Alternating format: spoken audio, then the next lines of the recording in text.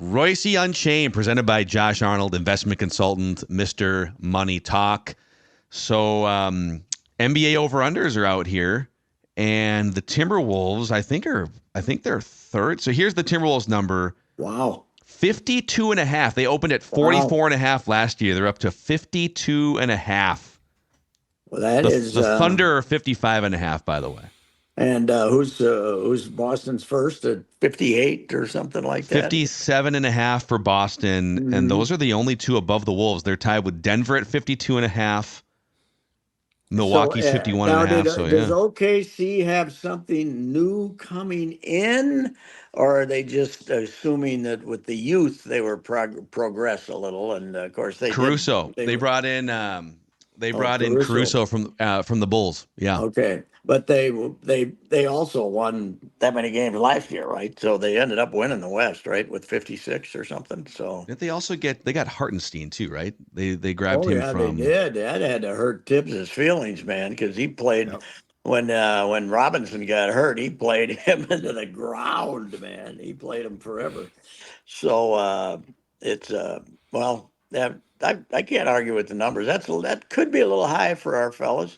I'm hoping that we don't concentrate on the 52.5. I'm hoping we concentrate on developing a bench. That's what I'm hoping, that we don't end up like a Cheryl Reeve team and play six people and let your rookie who you didn't draft, who you drafted instead of Angel Reese, play, sit and watch. So I hope he's going to play the two rookies, but I hope he plays Leonard Miller and Clark too. Clark will play too because he can defend. But his offense is very suspect. But yeah, he'll get out there for a couple.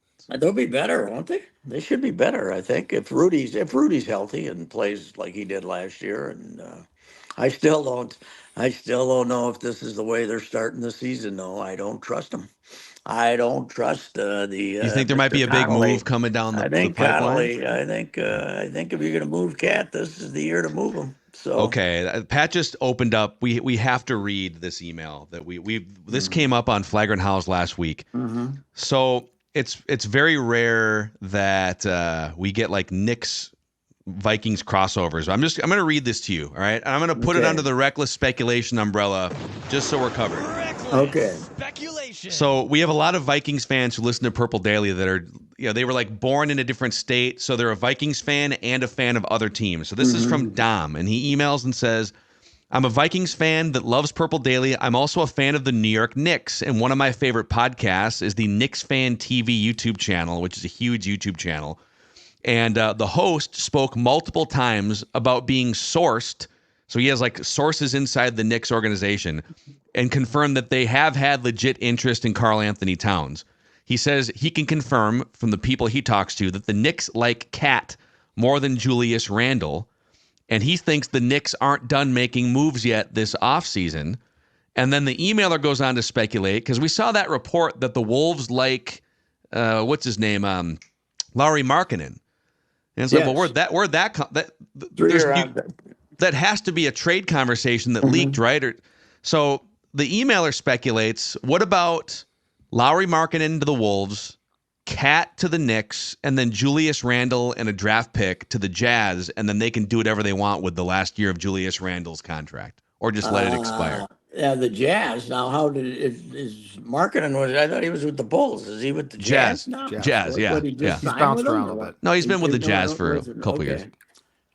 I'd do it. I'd take Markkanen. Is he healthy though? He's he's been healthier than Cat. He missed a bunch of games last year, right? Didn't he? I think. But yeah, I guess Cat's I didn't even know too. where he was playing, so he must have missed some games. I didn't see him, but yeah, I like Markkanen. I'd make that trade. But a lot of it is they were pretty dang healthy this year, considering. I mean, they missed Cat for what, 2 weeks, 3 weeks, maybe 2 weeks. And what other injuries did they have? They didn't. They were pretty dang healthy. So Conley stayed healthy. Gobert was healthy. Connolly is. The great thing is Connolly's going to be able to play 24 minutes, right? And some nights, if you're blowing somebody out, not even that many, because this kid will be a backup. You'll be able to, they let Ant handle the ball enough that they don't need a point guard for 10, 12 minutes a game. So that Connolly should be refreshed by the end of next year. What is he though? Be 37, right? 30. Yeah, he turns Turned 38. 37. Yeah. You'll be pushing your luck if you play him too much, but Well, I don't know. He just, I think they really have some options. Although they got hammered last night in the summer league, right? did you watch it? No, I flipped over after the third quarter just to see what the score was during a break in the All-Star game, and they were down 78-60. My Well, they eyes did. were They bleeding. made a run, and they were like down by 1 with a minute to go. Oh, really? But to Judd's point, it was a ref show of all ref shows. Oh, I saw that the other team had shot 30-some free throws. They both Tony. were going to the It was line. like 70 free throws combined or Why something. are they doing that? Why are they doing that? Because they want to impress the NBA that they know all the rules, and then PJ Carlesimo had the same question. In fact, he started to complain. Carlesimo had booked he and his broadcast partner a nice dinner reservation after the second game. And the second game was supposed to start, and like there were 5 minutes left in the first game. Ridiculous. Carlesimo was not happy. Well, what are they doing? Why would they do that? I mean, I saw the fouls called, and I couldn't believe it. I saw the number of free throws. Yeah, that was on a graphic when I turned it on at the end of the third quarter, and the other team had shot 30-some free throws by then, I think, and the Wolves had shot somewhere in the 20s. What'd they do? Just if you touched somebody, it was a foul? Yeah, Everything. It was every drive. There was even like marginal contact. Every drive was a free throw. Okay, it was I don't want to ridiculous. be too chauvinistic about this, but did we have a female referee in the group? No, I think it was all men. All right. Okay. All right. Yeah. Well, I don't know. That's brutal in the summer league. Let them play, for God's sake. They don't play that much defense anyway, for God's sakes. They kind of run around. That's brutal. Unbelievable. That's good though. Boy, isn't it? It's like you're on another planet with optimism that the Wolves are the pride of the city right now. It's just like being on a different planet, isn't it?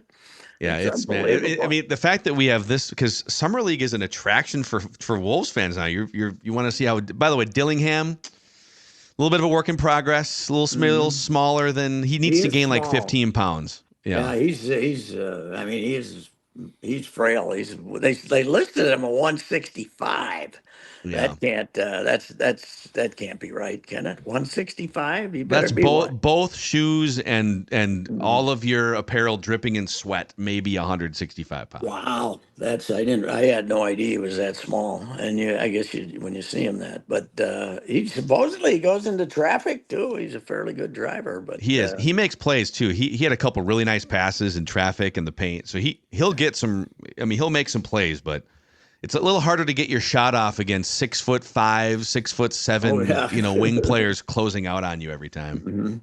I saw when I flipped it over, it was between quarters, and they were interviewing Leonard Miller and saying how impressive he was. And I said, "God, they got 60 points." But then I saw the foul, so who knows what's going on? That brings up a good point. Can ESPN's not shrink the screen of the play-by-play while we're talking to people to show the people we're talking? I can hear them. I don't need to see them. But then they'll put like the stats and the state of the franchise. Like, no, we're good. I just want to watch Summer League. Damn it! It's like watching Live Golf. You ever turn on Live Golf? Yes. No, I don't. 25% of the screen is devoted to the Gorillas versus the Jaguars or something. What the hell are you doing here? I mean, it's the Aces and the Flyers. I only watched like 4 minutes of it total, but the screen is golf. It's hard enough to put the thing on the screen when you got the full screen, right? It's golf. You got a big old field out there that you're hitting it into, and they got 25% of the screen devoted to these stupid teams that they have come up with, which is the dumbest idea of all, by the way. So, do we think Rory's bouncing back? He played pretty well at the Scottish. How do we think he changed his phone number? He's got more perspective after missing some putts now. I bet I saw him putt 6 times. I didn't watch a lot of it. I saw him putt 6 times within 15 feet, and he didn't make a one of them. And he missed a couple of 8-footers for birdies. He's never been a great putter. That's why he's never going to win at Augusta, because it's a putting contest and he can't putt.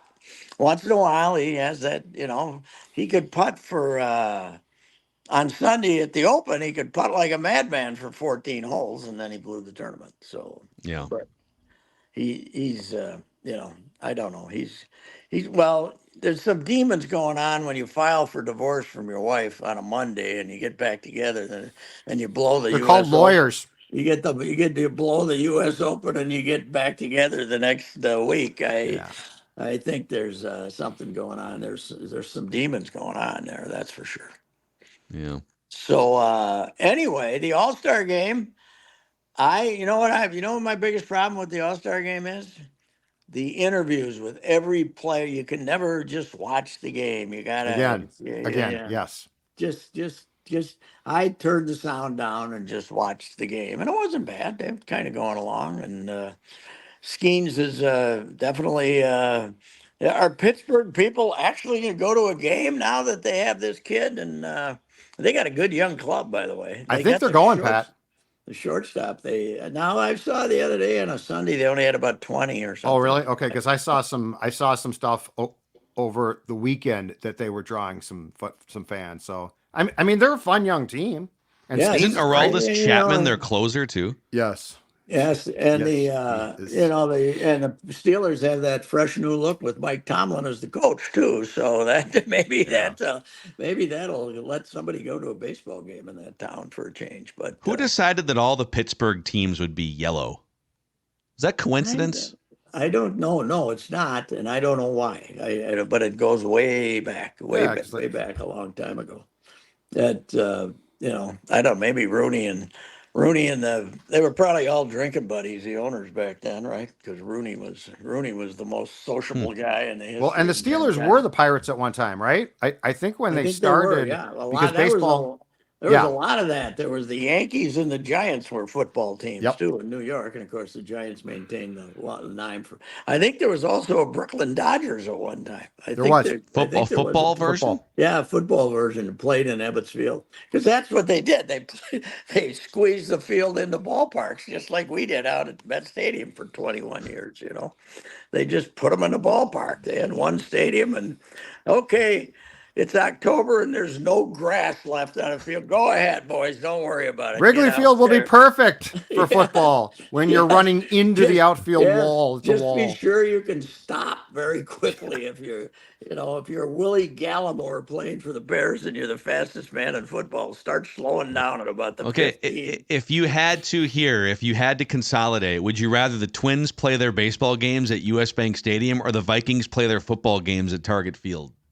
Oh, Target Field for me. I'm taking Target Field. Sure, Target Field. Yeah, I don't want. Well, the attendance would be a problem for the Wills, but the one game I did see was the St. Thomas St. John's game there that drew 30-some thousand people. It fit pretty good. I mean, but they didn't put any bleachers down on the field either, which they used to do that. I mean, at Met Stadium, they didn't actually do that. You were a million miles from the field. It's amazing. It was until awful. The Vikings built the thing out in left field. When it first opened, it was unbelievable. It was the worst. They just set it down in the middle. But honest to God, one of my great memories of sports writing is going out to Viking when you could go out to practice, and they're practicing for a playoff game. And it snowed, and they have the tarp rolled back 20 yards down at one end of the field. The guy's punting and he's landing in the snow, and they're going down and getting the ball and taking it out of the snow. But they're practicing. Bud's got them practicing their plays on a 20-yard strip of field for the championship game. And I don't think it was for the championship game, but it was for one of the playoff games. So, I mean, that's amazing. That's amazing. Now you got the Taj Mahal out there, for God's sakes. yeah, It's amazing. Yeah, it's incredible. So anyway, we got the early flight tomorrow, heading to Philly. We're going to spend a day in Philly and then drive up to Cooperstown. So okay. I'm excited. How far is about the drive? Weekend. It's about 4.5. But my wife and I, it's supposed to be a fairly scenic drive, and we hate changing planes, so we decided. You and the wife in the car for 4 hours together, I that have could some be some work to good do. social right there. I have some work to do, and I think I'll be. She'll be driving, and I'll be looking at my phone and doing some stuff, and that might work out okay. Yeah, Hey, you we guys will be made fine. it. We made it. We made it 1,750 miles from here to Fort Myers without a big dust up. Then we turned onto the road, and I got a speeding ticket. Oh, A mile from the gate. A mile from the gate after driving 1,750 miles. So. I don't know. You never know. Sometimes it works out. Yeah, exactly right. yeah. Sometimes it does. Sometimes Sometimes it it doesn't. doesn't. It's Don't just expect good, and then just a you'll probably deal. get good.